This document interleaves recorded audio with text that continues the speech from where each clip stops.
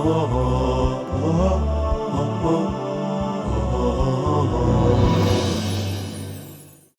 باللہ من الشیطان الرجیم، بسم اللہ الرحمن الرحیم۔ ناظرین السلام علیکم ورحمۃ اللہ وبرکاتہ۔ میں ہوں آپ کا میزبان اطہر کاظمی اور آج اس خاص پروگرام میں آپ کا خیر مقدم کرتا ہوں۔ ناظرین، آج ہم بات کر رہے ہیں ایک ایسے مرحلے پر جس کے ذریعے عالم اسلام میں بہت ساری باتیں آپ کے ذریعے آپ کے سامنے آتی ہیں۔ مثلا ابھی کچھ دن پہلے ایک گفتگو ہو رہی تھی کہ ہم کن ذات کو علیہ السلام کہیں یا کن ذات کو رضی اللہ کہیں۔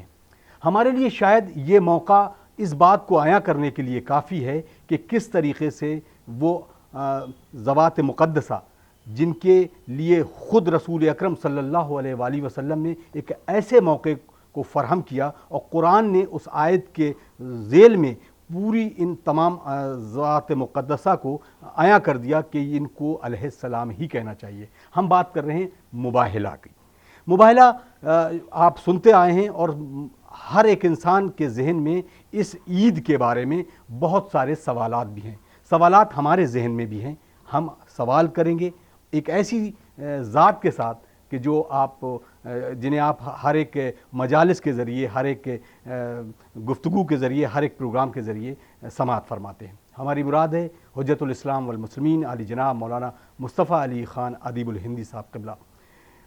آئیے ہم لوگ استقبال کرتے ہیں اور اس پروگرام کا آغاز کرتے ہیں۔ السلام علیکم۔ علیکم السلام ورحمۃ اللہ۔ بہت بہت خیر مقدم ہے اور اس سے عید کی مبارکباد پیش کرتے ہیں آپ کی خدمت میں اور وقت کے امام کی خدمت میں بھی۔ میں بھی آپ کی خدمت میں ہوں، تمام ناظرین کی خدمت میں، اور ان سب کی جانب سے امام عصر عجل اللہ تعالیٰ فرجہ الشریف کی خدمت میں اس عید سعید کی مبارکباد پیش کرتا ہوں اور خداوند عالم سے دست دعا ہوں کہ اس عید کے صدقے میں ان تمام بلایا اور ملایا سے تمام انسانیت کو محفوظ رکھے اور مومنین و مومنات کی توفیقات میں اضافہ فرمائے۔ حضرت، اب ہم سوال کرتے ہیں مباہلہ۔ یہ ایک لفظ ہے جس کو ہمارے نوجوان یا بچے یہ جاننا چاہیں گے، اس کو مباہلہ کیوں کہتے ہیں؟ اعوذ باللہ من الشیطان الرجیم، بسم اللہ الرحمن الرحیم، الحمدللہ رب العالمین وصلی اللہ علی سیدنا محمد وآلہ الطیبین الطاہرین۔ مباہلہ باہل سے بنا ہے، باہل ہو اللہ، یعنی اللہ کی رحمت سے وہ دور ہو جائے۔ ایک طریقے کی دعا ہے۔ اگر انسان کسی کے لیے دعا کرے، چاہے اس کے حق میں دعا کرے چاہے اس کے خلاف دعا کرے، دونوں دعا ہے، دونوں طلب ہیں۔ اگر آپ کسی کے حق میں دعا کرتے ہیں کہ مثال کے طور پر وہ صاحب اولاد ہو جائے، تو آپ اس کے لیے دعا کر رہے ہیں اللہ خداوند عالم سے، اور اس کے حق میں دعا کر رہے ہیں وہ مالدار ہو جائے، وہ صاحب اولاد ہو جائے، وہ صحیح ہو جائے، وہ شفا پا جائے۔ ایک دفعہ آپ برعکس خواہش کرتے ہیں، یعنی خواہش خدا سے ہی کرتے ہیں لیکن جس کے لیے کر رہے ہیں اس کے خلاف کرتے ہیں۔ مثلا خدا اس کو نیست و نابود کر دے، یعنی اس کو اگر بد دعا بھی کہا جائے، اسی لفظ کو ہم اپنی اردو زبان میں بد دعا کہتے ہیں۔ تو دعا دونوں ہیں، ایک دعا خیر کے لیے ہوتی ہے، ایک دعا شر کے لیے ہوتی ہے۔ شر کے لیے دعا ہے وہ بد دعا کہلاتی ہے۔ تو مباہلہ دعا کا ایک طریقہ ہے جس میں کم سے کم دو پارٹیز ہونی چاہیے، چونکہ مباہلہ لفظ مفاعلہ سے باب سے ہے، جہاں دو پارٹیاں آمنے سامنے ہوں اور ایک دوسرے پر یا ایک دوسرے کے خلاف بد دعا کریں بارگاہ خدا بندی میں کہ جو اس میں غلط ہے اس کے اوپر خدا کی لعنت ہو۔ لعنت بھی ہم ایکسپلین کر دیں کہ لعنت سے مراد خدا کی رحمت سے دور کر جانا ہے یا دور ہو جانا ہے۔ ہمارے پاس جو کچھ ہے وہ خدا کی رحمت ہے، ہماری زندگی خدا کی رحمت ہے، ہماری ایک ایک سانس خدا کی رحمت کے نتیجے میں ہے، ہم جو کھانا کھا رہے ہیں وہ خدا کی رحمت کے نتیجے میں، ہم جو اٹھ رہے ہیں، بیٹھ رہے ہیں، والدین ہمارے پاس ہیں، اولاد ہمارے پاس ہے، مال ہمارے پاس ہے، مقام ہمارے پاس ہے، سب خدا کی رحمت ہے۔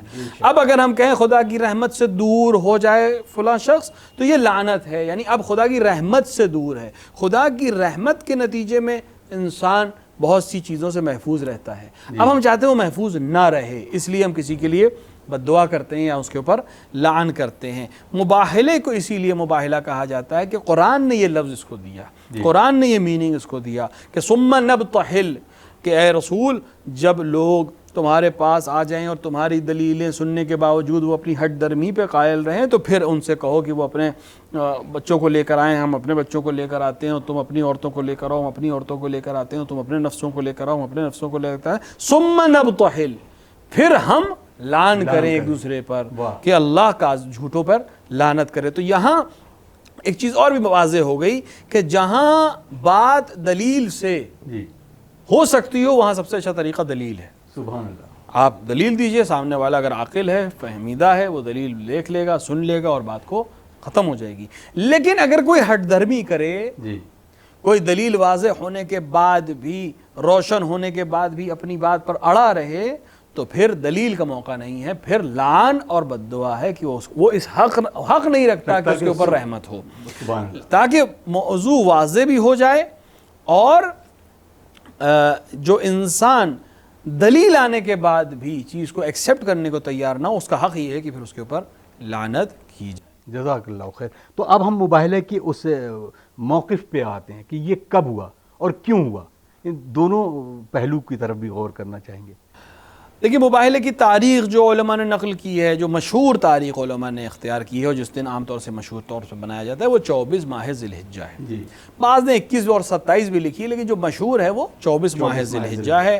سن کے سلسلے میں بھی علماء میں اختلاف ہے کس سال یہ واقعہ پیش آیا, لیکن جو شیخ مفید علیہ الرحمٰن نے اختیار کیا ہے اور دیگر علماء نے اسی کو اختیار کیا ہے, وہ یہ ہے کہ فتح مکہ کے بعد, جی یعنی سن 8 ہجری یا 7 ہجری, بعض کے نزدیک 7 ہجری, چونکہ ہجری لکھنے میں بھی کچھ اختلافات ہیں, اس کا موقع نہیں ہے. بہرحال فتح مکہ کے بعد اور حجۃ الوداع سے پہلے ماہ ذی الحجہ کی 24 تاریخ کو یہ واقعہ پیش آیا. تو عام طور سے جو تاریخ بنے گی پھر وہ 9 سن ہجری بنے گا, کیونکہ 10 ہجری میں حجۃ الوداع ہے جی اور جس سال واقعہ غدیر پیش آیا, اور 8 ہجری عام طور سے فتح مکہ کو مانا جاتا ہے. تو 8 ہجری کا یہ قصہ ہو سکتا ہے کیونکہ رمضان میں فتح مکہ ہوئی ہے, تو 8 ہجری کی ذی الحجہ بھی ہو سکتی ہے اور 9 ہجری کی ذی الحجہ بھی ہو سکتی ہے. بہرحال فتح مکہ کے بعد اور حجۃ الوداع سے پہلے یہ واقعہ 24 ذی الحجہ کو پیش آیا,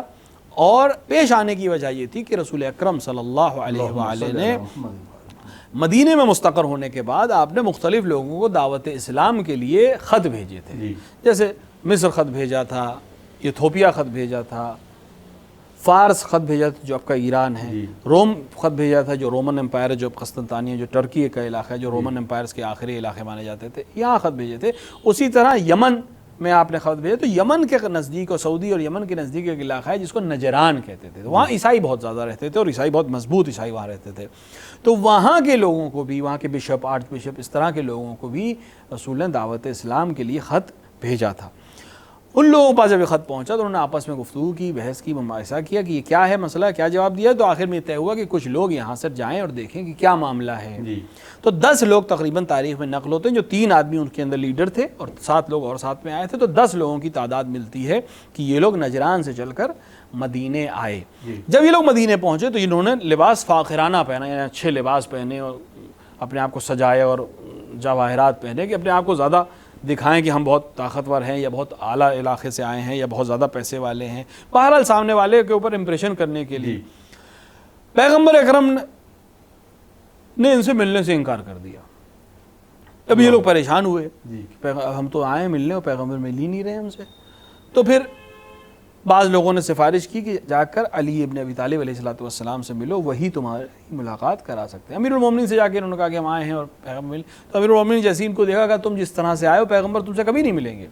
سب سے پہلے تو سادہ لباس پہنو, کہ اسلام فخر کو پسند نہیں کرتا, لہٰذا سب سے پہلے تو تم سادہ لباس پہنو, پھر جاؤ میں تمہاری سفارش کرتا ہوں تو پیغمبر سے ملو. بہرحال انہوں نے لباس تبدیل کیا, سادے عام انسانوں کے لباس میں آئے, پیغمبر نے اپنی بزم میں قبول فرمایا اور پھر بات شروع ہوئی. پیغمبر نے سب سے پہلے توحید کی بات کی, کیونکہ بہرحال عیسائی بھی اللہ کو ایک مانتے ہیں, ہم بھی اللہ کو ایک مانتے ہیں. تو توحید یہ بھی ایک پیغام دیا کہ جب کسی سے گفتگو شروع کرو تو پہلے جو تمہارے آپس کے پوائنٹس ایسے ہیں جن کے اوپر اتحاد ہے تمہیں, ان مشترکہ جو پوائنٹس ہیں ان پہ بات کرو, تاکہ کم سے کم یہ کلیئر ہو جائے کہ یہاں تک ہم ایک ہیں. اس کے بعد جو اختلافی موضوعات اس پر شروع کرو. اگر ہم شروع میں ہی اختلافی بات کریں گے تو جو مشترکہ ہیں اس کے اوپر بھی ہم اکٹھا اور ایک ویو نہیں لا پائیں گے, پہلے ہی بات خراب ہو جائے گی.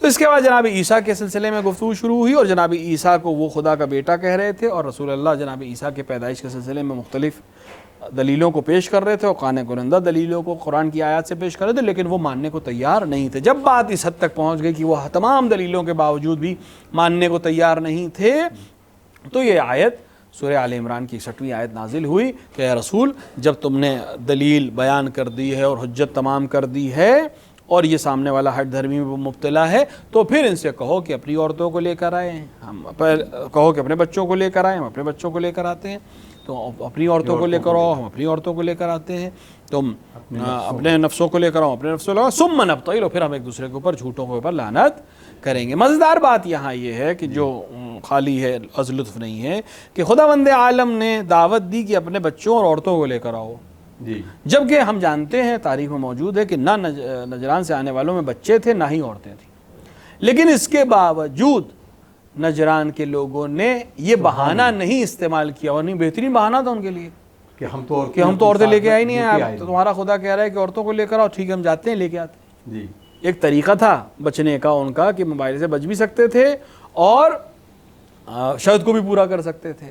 دوسرا مسئلہ یہ بنتا ہے کہ خداوند عالم تو جانتا تھا کہ ان کے ساتھ عورتیں نہیں آئی ہیں، یقیناً، اور یہ بھی جانتا تھا کہ یہ عورتیں لے کر نہیں آئیں گے کہ ہمارے کہنے کے باوجود، پھر بھی اس نے عورت لفظ کا استعمال کیا اور بچوں کے لفظ کا استعمال کیا، جو خود اپنے آپ میں ایک بہت بڑا موضوع ہے جس کے اوپر بات ہونی چاہیے۔ بہرحال یہ طے ہوا کہ مباہلہ ہوگا اور اگلے دن مباہلے کا واقعہ پیش آیا۔ تو اصل یہ تھا کہ یہ لوگ نجران کے رہنے والے تھے، پیغمبر کی دعوت پہ آئے، لیکن جب پیغمبر کی دلیلوں سے بات واضح نہیں ہو سکی تو پھر بات مباہلے پر آئی۔ اب یہ جگہ جو جس کے لیے اکثر کر کے ہم نے ذاکرین اور علماء سے سنا ہے کہ یہ وہ جگہ تھی کہ جہاں جس کے پیچھے ایک پہاڑ بھی نظر آ رہا تھا، تو وہ کوئی ایسا میدان تھا جہاں پر سارے لوگ اکٹھے ہوئے اور یہ ذوات جو تھیں لے کر گئے رسول اللہ اپنے ساتھ، یعنی اپنے بھائی حضرت علی علیہ الصلوۃ والسلام کو، اپنی بیٹی جناب فاطمہ سلام اللہ علیہ کو اور امام حسن حسین کو،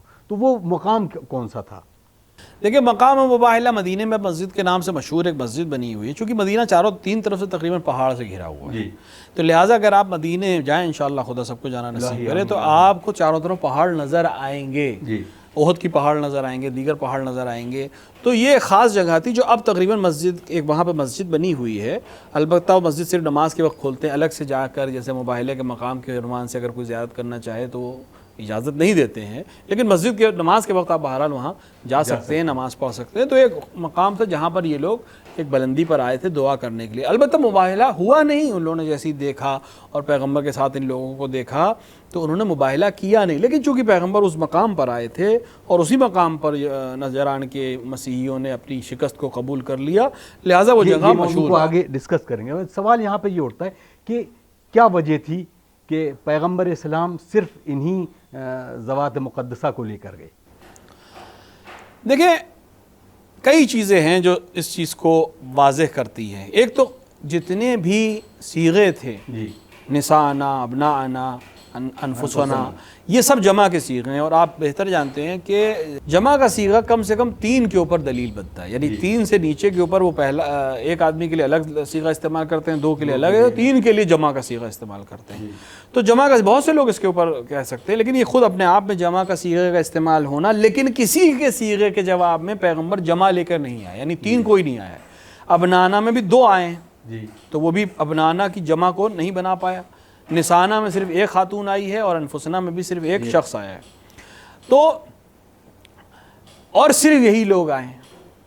تو پہلی چیز تو یہ ہے کہ یہ شرط نہیں ہے کہ آپ، یہ جواز تھا، یعنی اگر پیغمبر چاہتے تو زیادہ لوگ لا سکتے تھے، یعنی چھوٹ ہے زیادہ لوگوں کے آنے کے لیے، لیکن کرائیٹیریا جو ہے وہ بھی پیغمبر کی نظر میں ہے، یعنی جو ان شرائط پر اترے گا پیغمبر کی نظر میں اور خدا کی نظر میں کہ وہ اس ابنانا میں شامل ہو سکتا ہے یا انفسنا میں شامل ہو سکتا ہے یا نسانا میں شامل ہو سکتا ہے، اسی کو لے کر آئیں، کیونکہ معاملہ کیا ہے؟ معاملہ مباہلے کا ہے، جھوٹوں پہ لعنت کا معاملہ ہے، تو ایسوں کو لے کر جانا ہے جن کے زندگی کے کسی شعبے میں کبھی کسی طرح کا جھوٹ نہ ہو، کسی طرح کی کمی نہ ہو۔ اگر انسان کسی مقابلے میں جاتا ہے تو اپنے آپ کو ہر طرح سے مضبوط کر کے لے کے جاتا ہے، نجران کے لوگ اپنے آپ کو مقدس اور مقدس مآب سمجھتے تھے، مسیحیت اپنے آپ کو بہت تقدیس والا سمجھتی تھی۔ پیغمبر ان کے مقابلے میں جا رہے تھے، مقابلہ اب ہونا ہے سچ اور جھوٹ کا۔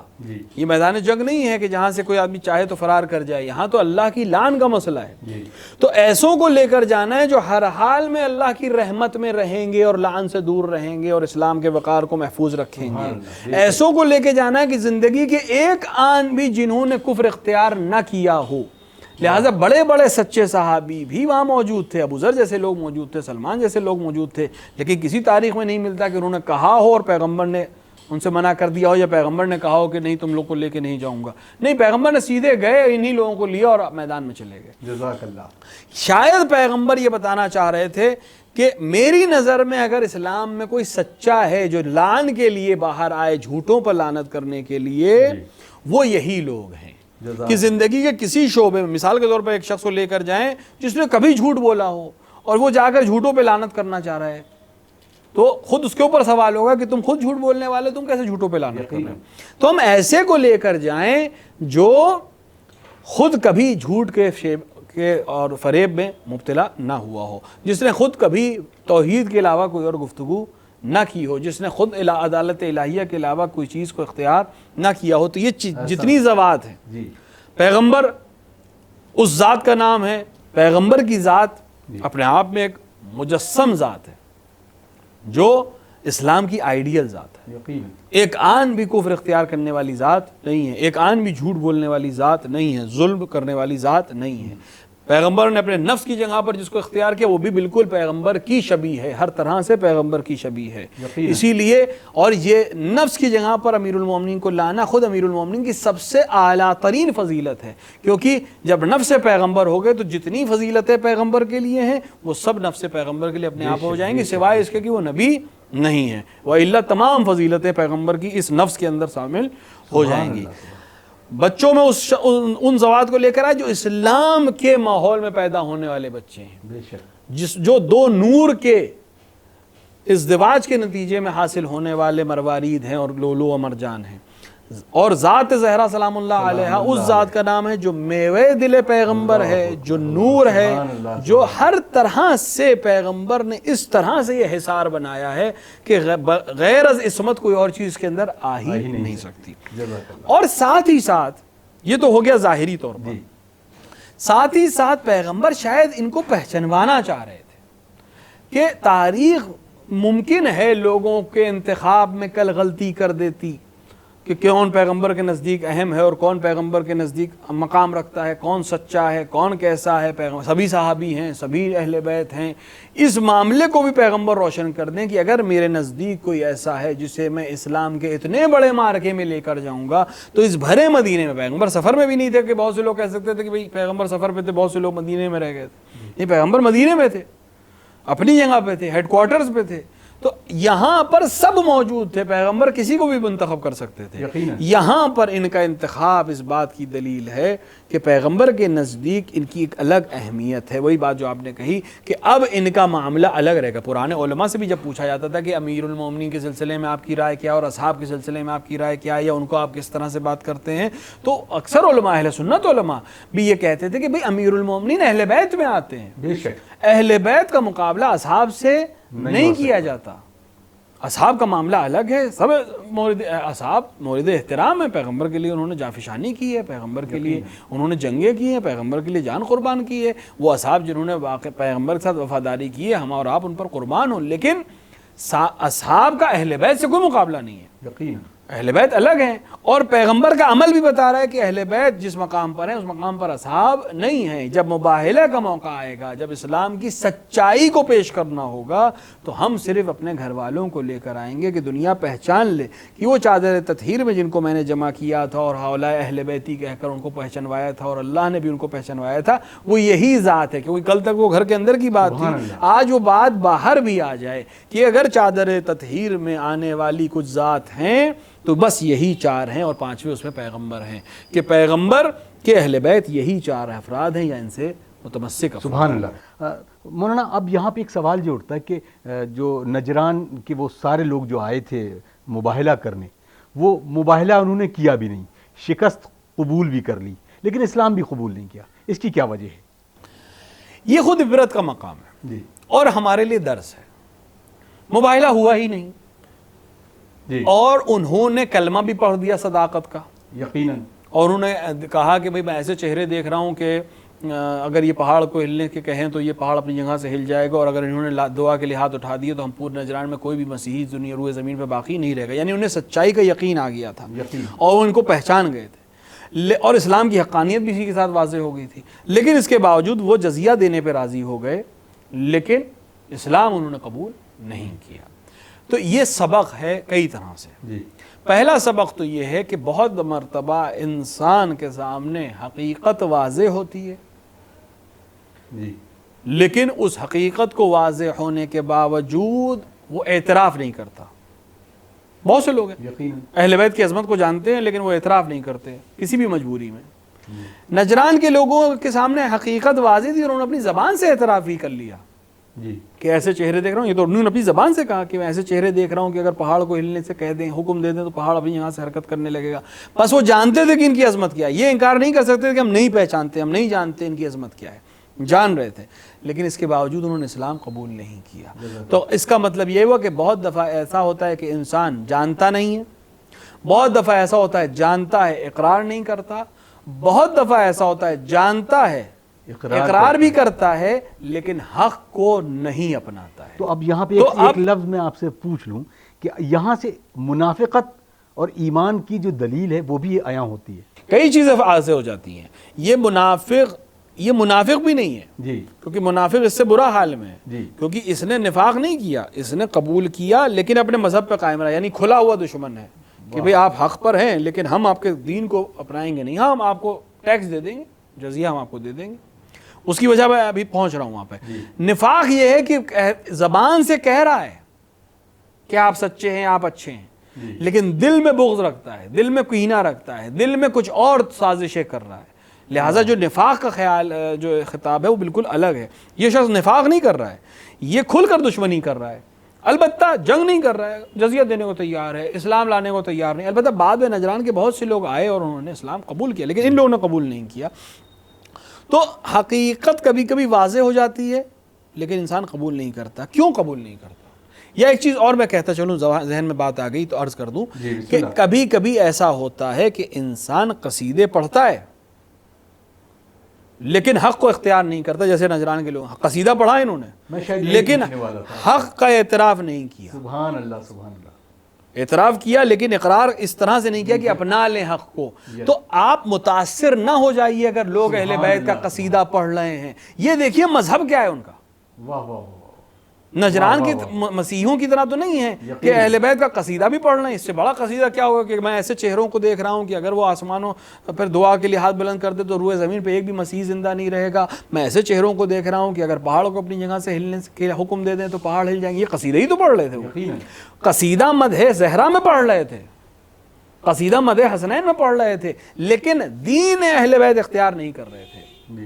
یہ خود ہمارے لیے عبرت کا مقام ہے. ہمیں سمجھنا چاہیے کہ وہ لوگ جو قصیدہ پڑھیں اہل بیت کا لیکن مذہب اہل بیت اختیار نہ کریں, ان میں اور نجران کے مسیحیوں میں کوئی فرق نہیں ہے.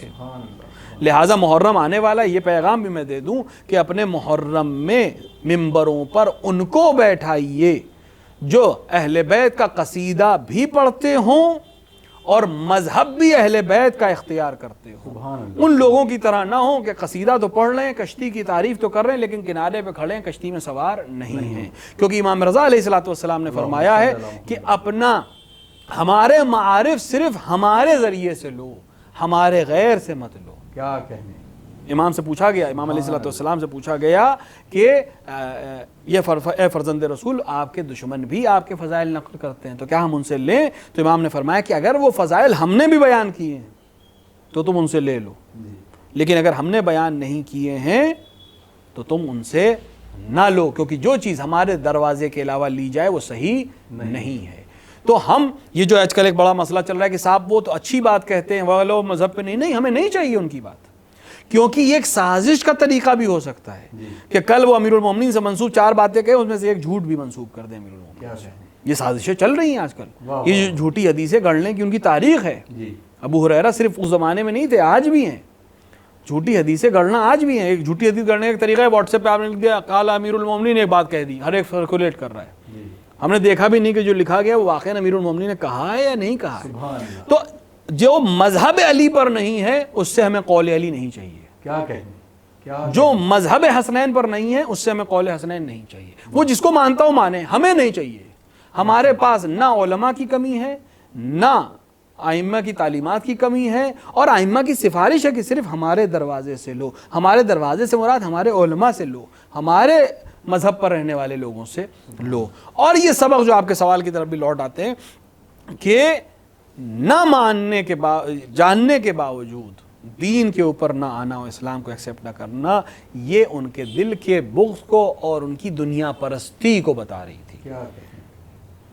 دنیا ان کو روک رہی تھی کہ اہل بیت کی عظمت کو جاننے کے باوجود, اعتراف کرنے کے باوجود ان کا مذہب اختیار نہ کرو, کیونکہ اپنے ذہن میں ان کو لگ رہا تھا کہ اگر ہم نے رسول اللہ کا کلمہ پڑھ دیا تو نجران میں جو ہمارے پاس مال ہے, جو ہمارے پاس دولت ہے, جو ہمارے پاس شہرت ہے, جو ہمارے پاس لوگ ہماری طرف آتے ہیں, اپنا مال ہمیں دیتے ہیں, اپنے عہدے ہم کو دیتے ہیں, ہماری حکومت چلتی ہے, یہ سب رسول اللہ کا ہاتھ میں دے دی جائے گی اور ہمارا کوئی اختیار نہیں رہے گا. یہ ہمارے لیے سبق بھی ہے کہ کل کہیں ایسا نہ ہو کہ جب فرزند زہرا تشریف لائیں تو ہم اعتراف تو کریں ان کی حکومت کا, ہم الجل تو کہیں, لیکن دنیا پرستی ہمیں ان کی نصرت کرنے سے روک دے. تو مباہلے کے عید مناتے وقت ہم اپنے آپ سے ایک عہد کریں اور اپنی عبرت لیں, اپنے آپ کو خود تولیں. ہر ایک اپنے آپ کو خود جانتا ہے, کوئی کسی کو نہیں جانتا. انسان خود جانتا ہے یا اس کا اللہ جانتا ہے, کہ دیکھے کہ کہیں ہمارا حال نجران کی مسیحیوں والا تو نہیں ہے کہ ہم اعتراف تو کر رہے ہیں لیکن ہم ان کے مذہب کو اختیار کرنے کو اس لیے تیار نہیں کہ وہ ہماری دنیا میں مانے ہو جائے گا, وہ ہمارے عہدے کو ہم سے چھین لے گا, وہ ہماری دولت کو ہم سے چھین لے گا. لہٰذا یہ سبق لینے کا موقع ہے کہ ہم سبق لیں کہ دنیا پرستی کہیں حق پرستی سے روکنے کا سبب نہ بن جائے. جزاک اللہ, جزاک اللہ. وقت بالکل اجازت نہیں دے رہا, لیکن یہ آخری سوال میں ضرور چاہوں گا اس سوال کا جو ماحصل ہے وہ ہمارے ناظرین تک پہنچے. ساری چیزوں کے ساتھ اہمیت مباہلہ کیا ہے, اور کیا مباہلہ میں حضور سرور کائنات حضرت محمد مصطفیٰ صلی اللہ علیہ وآلہ وسلم نے جن شخصیتوں کے ساتھ جا کر یہ مباہلہ کیا ہے, انہوں نے اللہ کے کن کن اصولوں کو عالم اسلام میں عیاں کر دیا؟ دیکھیں, مباہلہ در حالانکہ ہوا نہیں, پیش نہیں آیا, لیکن محفوظ ہو گیا, تاریخ میں محفوظ ہو گیا. پیغمبر نے اس عمل میں یہ احتیاط کی کہ لوگوں کو لے جانے کے سلسلے میں تقریباً تمام اسلامی اصول جو ہیں, 5 چیزیں اسلام کا اصول مانی جاتی ہیں: توحید, عدالت, نبوت, امامت اور قیامت. پیغمبر اس عمل کے ذریعے ان 5 کو ظاہر کر رہے تھے کہ توحید خدا کی بحث ہے, عدالت خدا کی بھی بحث ہے. جناب عیسیٰ پہ بات ہو رہی تھی اور جناب عیسیٰ کے بیٹے نہ ہونے کے سلسلے میں بات ہو رہی تھی, کے بعد مباہلے کے اوپر آ گئی. تو اللہ کی توحید کی نمائندگی, اللہ کی عدالت کی نمائندگی کہ اللہ جھوٹ کو پسند نہیں کرتا, اللہ ہٹ دھرمی کو پسند نہیں کرتا, اللہ برائی کو پسند نہیں کرتا, نہ برائی کرتا ہے نہ پسند کرتا ہے. لہٰذا توحید کی بھی حفاظت ہوگی اسی مباہلے میں, عدالت کی بھی حفاظت ہوگی. رسول جو کہ سچا رسول ہے, ایک سلسلے نبوت کا آخری نبی ہے, سلسلہ نبوت کا آخری نبی ہے. یہ آدم سے جو سلسلہ شروع ہوا تھا, جس کے اندر جناب موسیٰ بھی ہیں, جس کے اندر جناب ابراہیم بھی ہیں, جناب اسماعیل بھی ہیں, جناب عیسیٰ بھی ہیں, اور خود ختمی مرتبت بھی ہیں. یہ پورا سلسلہ جو ہے, جو عدالت خدا کا تقاضا ہے کہ ایک سلسلہ نبوت ہو تاکہ لوگوں کی ہدایت ہو سکے, اس سلسلے کی حقانیت کے لیے بھی مباہلہ کیا جا رہا تھا. اور چونکہ یہ سلسلہ رسول اللہ پہ ختم ہو جائے گا, لہٰذا ہمیں ضرورت پڑے گی ایک دوسرے سلسلے کی جو اس نبوت کے کام کو آگے بڑھائے, جس کا کام پیغام دینا نہیں ہوگا بلکہ پیغام کو امپلیفائی کرنا ہوگا, اس کو عملی کرنا ہوگا. تو امامت کے لیے بھی تعارف بھی ہے مباہلہ کہ کس کو امام بنانا ہے, کس کو ہادی بنانا ہے, پیغمبر کس کو پہچنوا رہے ہیں, کن کو جاننا ہے. تو 3 امام اس مباہلے کے میدان میں موجود ہیں کہ یہ امام ہے یا ان کی نسل میں امامت آئے گی. اور ساتھ ہی ساتھ جو حلقہ وصل ہے امامت اور نبوت کا, وہ ذات جو نبی اور امام کے بیچ میں حلقہ وصل ہے, جس کے آنے سے یہ مقابلہ جو ہے عید کا مقابلہ بن گیا. میں نے کسی جگہ پہ عرض کیا تھا کہ امیر المومنین نے اتنے اسلام کے مارکے جیتے, ہر جنگ اسلام کی امیر المومنین نے جیتی ہے, ہر مارکہ اسلام کا امیر المومنین نے جیتا ہے. حتیٰ وہ مارکہ جو تلوار سے نہیں قلم سے جیتا گیا, جس کو صلح حدیبیہ کہتے ہیں, وہ قلم بھی علی علیہ السلام کے ہاتھ میں تھا. یعنی ید اللہ, تلوار والا بھی امیر المومنین ہی کا ہاتھ ہے, اور قلم والا بھی امیر المومنین ہی کا ہاتھ ہے. ہر جگہ امیر المومنین نے جنگ جیتی ہے، لیکن کوئی بھی جنگ کی فتح، کوئی بھی خوشی عید نہیں بنی. لیکن یہ کمال صدیقہ طاہرہ سلام اللہ علیہا کا کہ صرف ایک میدان میں باہر آئیں اور وہ میدان جیت بھی لیا، اور وہ جیت عید میں تبدیل ہو گئی. کسی اور دن کے لیے، کسی اور میدان کی جیت کے لیے عید کا لفظ استعمال نہیں ہوا، لیکن عید مباہلہ باقاعدہ عید بن گئی صدیقہ طاہرہ سلام اللہ علیہا کے آنے کی برکت سے. تو یہ 4 چیزیں جو اسلامی اصول، اور قیامت چونکہ تمام اسلامی عقائد کا نچوڑ قیامت ہے.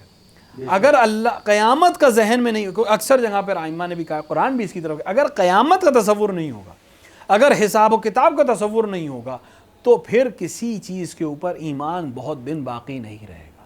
تو قیامت کا اگر عقیدہ نہیں ہے، حساب و کتاب کا عقیدہ نہیں ہے، تو کسی چیز پہ بہت دن تک عقیدہ نہیں رہ جائے گا. جب انسان کو یہ پتا ہے کہ ایک دن امتحان ہونا ہے اور امتحان کا نتیجہ دکھایا جائے گا، تو پھر وہ بچہ تیاری کرتا ہے، تو پھر وہ پڑھائی کرتا ہے. اسی طرح جب ہمیں یقین ہے کہ ایک دن حساب ہوگا، اگر میں آپ کو کچھ پیسے دوں یا آپ مجھے کچھ پیسے دیں اور یہ پتہ ہو مجھے کہ آپ کو حساب نہیں مانگیں گے، تو ممکن ہے شیطانی وسوسہ آ جائے. لیکن اگر پتہ ہو کہ حساب مانگیں گے تو میں اس کا حساب دقیق رکھوں گا. اگر حساب ہونا ہے کہ توحید کے سلسلے میں کیسا کیا، عدالت کے سلسلے میں کیا کیا، نبوت کے سلسلے میں کیا فرائض انجام دیے، امامت کے سلسلے میں تم نے کس طرح سے برتاؤ رکھا، یہ تمام حساب کہاں ہونا ہے؟ قیامت میں ہونا ہے. یہ قیامت کا عقیدہ ہے، یہ آخرت کا عقیدہ ہے جو ان 4 عقائد کو لے کر چلتا ہے. اور مباہلہ اسی عقیدے قیامت کی حفاظت کے لیے ان ضوابط کو لے کر آیا تھا، جس کے نتیجے میں ایک عظیم فتح اسلام کو حاصل ہوئی، اور اسلام کی یہ جیت اور اسلام کی حقانیت دنیا پر واضح ہو گئی. اور ساتھ ہی ساتھ ہم سب کے لیے عید کا موقع بھی فراہم ہوا، اور ہمارے لیے عبرت کا موقع بھی فراہم ہوا کہ اہل بیت کو چھوڑ کر کوئی بھی مسئلہ حل نہیں کیا جا سکتا، اور اہل بیت ہی اسلام کی حقانیت ہیں، اور اہل بیت ہی ان ضوابط کا نام ہے جو اسلام کے ہر مرحلے کو جیت کر، اور اہل بیت ہی کا وہ مذہب ہے جو انسان کو دنیا اور آخرت میں کامیاب اور کامران کر سکتا ہے. جزاک اللہ. بہت بہت شکریہ آغا، آپ نے وقت دیا، اور یقیناً ایک بڑی پرلطف اور پرنور گفتگو ہم سماعت فرما رہے تھے. آپ دیکھ رہے ہیں خدیجہ ٹی وی، اور اس اسپیشل پروگرام کے ساتھ ہمیں اپنے میزبان اطہر کاظمی کو اجازت دیجیے. انشاءاللہ کسی اور پروگرام سے ایک بار پھر آپ سے روبرو ہوں گے. والسلام علیکم ورحمۃ اللہ وبرکاتہ.